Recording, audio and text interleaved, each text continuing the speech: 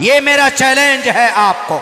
अगर आप यकीनन चमत्कारी बाबा है, बताइए मेरे कितने भाई बहन, बताइए मेरे अब्बा का क्या नाम, बताइए मेरी अम्मी का क्या नाम, मेरी दादी का नाम बता दीजिए, बस मेरे दादा दादी का नाम बता दीजिए। मैं आपके मजहब को, मैं आपके सनातन धर्म को आपके हाथों पर बैठकर कबूल करने के लिए तैयार। बताइए आप।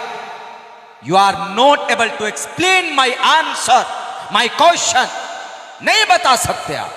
खुदा के वास्ते शास्त्रों को पढ़कर लोगों को अच्छी बातें बताइए। मैं बहुत बड़ा फैन हूं एक ब्रह्मा कुमारी, शिवानी ब्रह्मा कुमारी, मैं बहुत बड़ा फैन हूं उनका। फैन इसलिए कि धार्मिक बातें करती है, श्लोक्स पढ़कर बताते हैं लोगों के लिए जो भला हो जिसमें, वो पढ़कर बताती है। कभी झगड़ा नहीं करती वो, कभी झगड़ालू बातें नहीं कहती वो।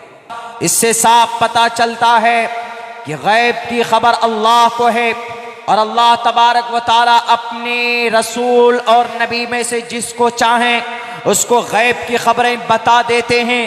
अल्लाह के बताने के बाद किसी को खबर होती, लेकिन सिर्फ नबी और रसूल में से, हम और आप में से किसी को नहीं।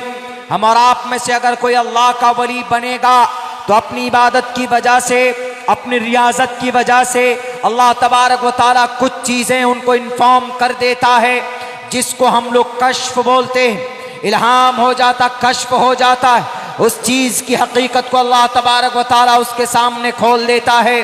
वरना इस धरती के ऊपर क़यामत कब आने वाली अल्लाह के अलावा किसी को पता नहीं।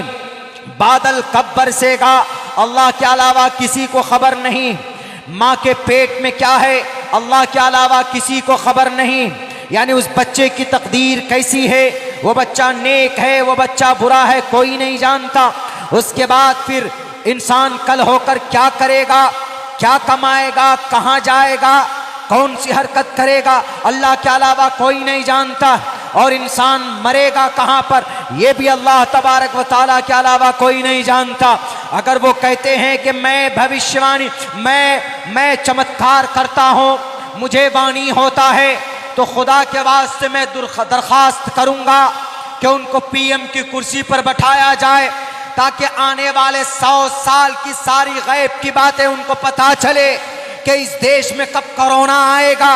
1 साल पहले ही बता दे कि लोगों कोरोना आने वाला है, चाइना से टिकट बना चुका है। वो पिछले मर्तबा सफ़र हुआ था सन 2020 में मार्च में, अब दोबारा आने वाला है। टिकट कंफर्म हो गया उसका राजधानी से या फ्लाइट से, ताकि शास्त्री जी को पता चले। शास्त्री जी फौरन ऑक्सीजन का भी इंतज़ाम कर लें और फौरन जनाब वेंटिलेटर का भी इंतज़ाम कर लें, ताकि कोई कोविड से ना मरे। यही बेहतर होगा ना कि जो मुस्तकबिल की बातों की खबर रखता हो उसको कुर्सी गद्दी पर, कुर्सी इख्तिदार पर बैठना चाहिए।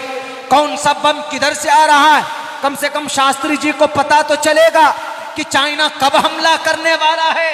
उनको पता चलेगा, वो लोगों को बताएंगे कि लोगों इस मुल्क में चाइना फना तरफ से बम फेंकेगा, इसलिए वहां के लोगों को खाली कर दो।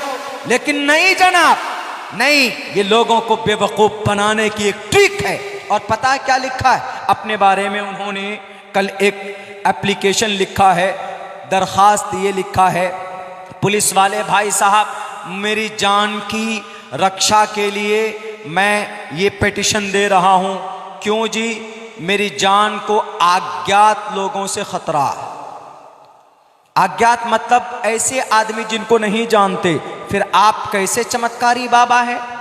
आप तो खुद अपनी जान की रक्षा नहीं कर पा रहे। आप तो बोले थे जनाब कि नहीं, हम जान की रक्षा करेंगे अपनी, ये हमको गैब की बातें पता चल जाती है, तो आपको मारने वाला कौन, आपको वो भी पता चलना चाहिए ना। इसका मतलब झूठी बातें। बहरकैफ ये बात वो है जो कुरान की नज़र में भी कहीं से कहीं तक जायज़ नहीं है और शास्त्र के नज़र में भी इसकी कोई हकीकत और कोई अहमियत नहीं है। मैंने कुरान की आयत भी पढ़कर आपके सामने पेश की है और हमारे शास्त्री जी के शास्त्र पढ़कर भी मैंने बताया है। न संद्रूषी तिष्ठति रूपमस्या न चक्षुषा पश्यते कश्चनेनम, कि परमात्मा के अलावा कोई गैब की खबर को नहीं जानता। इसी को अल्लाह का कुरान कहता है, ला तुद्रिकुल अबसार वहुव युद्रिकुल अबसार वहुवल लतीफुल खबीर। गिरे बांध लीजिएगा शास्त्री साहब। अगर आपको मुस्तकबिल की सारी बातें अगर पता चल जाती है तो पहले आप अपने आपको जो मार रहा है, फोन कॉल कर रहा है, आपको उसी का पता नहीं है, पहले उसका पता लगा लो, तब दुनिया वालों को बेवकूफ बनाइयो। अजीब ढोंग है।